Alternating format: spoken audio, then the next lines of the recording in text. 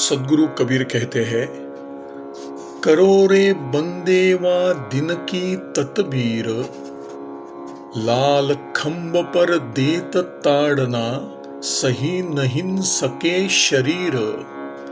मार मार मुगदर प्राण निकासई, नैनन भर आए नीर। रंग महल में कामिनी बैठी, कर सिंगार गंभीर। दौलत दुनिया महल खजाना, संगन जात शरीर। भवसागर के राह कठिन है, नदियां अति गंभीर। नावन बेड़ा लोग घनेरा, खेवन हार बेपीर। जब यमराजा पकड़ी मंगवे, पाव में परे जंजीर। कहई कबीर सुनो भाई साधु, अबन करब तकसीर। सदगुरु कबीर कहते हैं, हे जीव, तुम उस दिन होने वाले दुख की निवृत्ति का उपाय करो। यमराज का दूत अग्नि में तपाकर लाल किए हुए स्तंभ में बांधकर तुम्हें ताड़ना देगा, यम यातना देगा। तब तुम्हारा शरीर उसको सहन नहीं सकेगा। अंत समय हथौड़ा मार मार कर तुम्हारे प्राण निकाले जाएंगे। तब तुम्हारे नेत्रों में जल भर आएगा। तुम्हारे विलास के महल में सुंदर श्रृंगार करके कामुकी स्त्री बैठी है। तुम्हारे पास दुनिया की दौलत पड़ी है, महल है और खजाना है। इन सब की तो बात क्या, तुम्हारा शरीर भी तुम्हारे साथ नहीं जाने वाला है। संसार सागर का रास्ता बड़ा कठिन है। भवनदी बहुत गंभीर गहरी है। पार जाने के लिए नाव बेड़ा आदि कुछ भी साधन नहीं है। बहुत लोगों की भीड़ लगी रहती है। कदाचित कोई नाव मिल भी जाए तो उसके खेवने वाला केवट बड़ा बेदर्दी है। किसी प्रकार यमयातना सहते हुए यमपुरी पहुंच भी जाओगे तो जब यमराज अपने दरबार में पकड़ मंगाएगा, तब तुम्हारे पैर में बेड़ी डाल दी जाएगी। सदगुरु कबीर कहते हैं, हे साधु भाई, आप लोग सुनो। अब फिर ऐसा कर्म न करे जिससे यमपुरी जाकर यमयातना भोगना पड़े। रहना है होशियार नगर में, एक दिन चोरवा आवेगा। तोप तीर तलवार न बरछी, नाही बंदूक चलावेगा। आयत जात लखे नहीं कोई, घर में धूम मचावेगा। ना गढ़ तोड़े ना गढ़ फोड़े, ना वह रूप दिखावेगा। नगरी से कुछ काम नहीं है, तुझे पकड़ ले जावेगा। नहीं फिरी याद सुनेगा तेरी, तुझे न कोई बचावेगा। लोग कुटुंब परिवार घनेरे, एक भी काम न आवेगा। सुख संपत्ति धन धाम बढ़ाई, त्याग सकल तू जावेगा। ढूंढे पता लगे नहीं तेरा, खोजी खोज न पावेगा।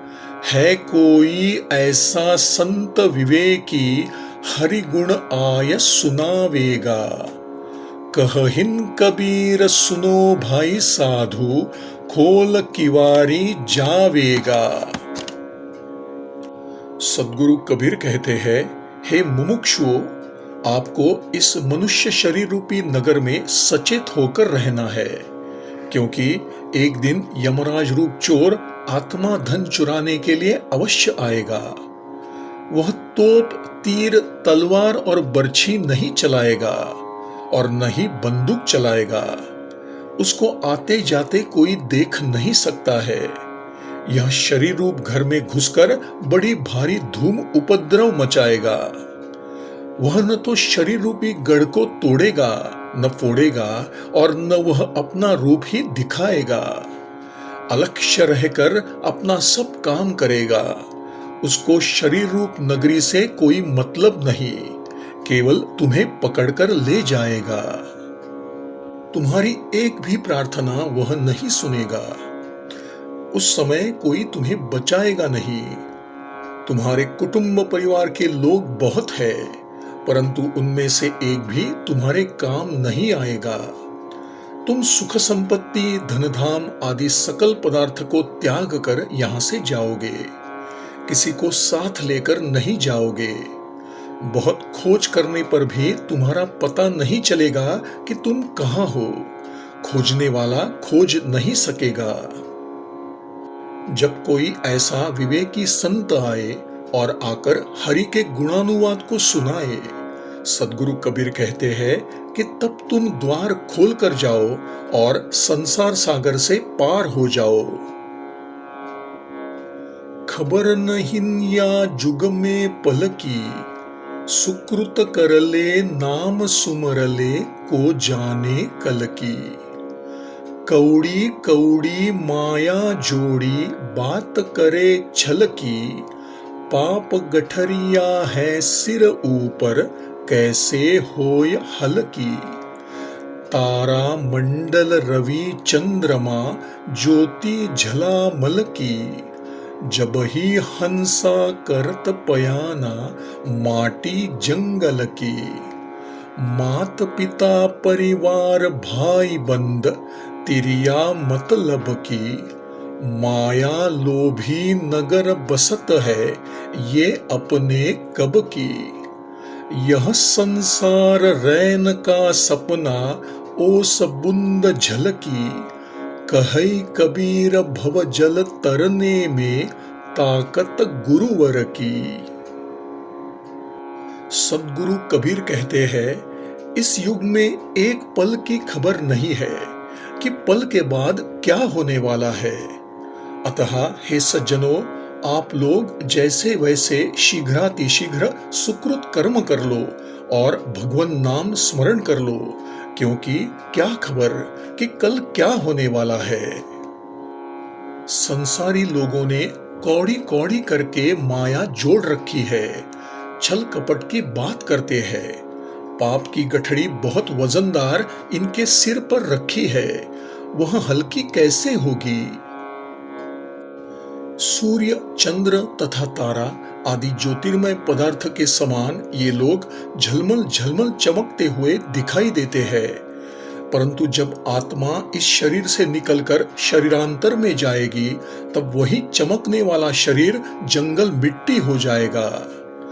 परिवार के सब माता, पिता, भाई, बंधु तथा स्त्री आदि अपने मतलब के साथी है, सब स्वार्थी है। तो अन्य सब लोभी लोग जो नगर में वास करते हैं, वे अपना कब होने वाले हैं। यह संसार रात्रि के स्वप्न समान है, ओस के बूंद के समान स्वल्पकाल के लिए झलकता है। सद्गुरु कबीर कहते हैं कि संसार सागर से पार उतरने में श्रेष्ठ गुरु का बल चाहिए। गुरु बिना भवनिधि से कोई तर नहीं सकता है।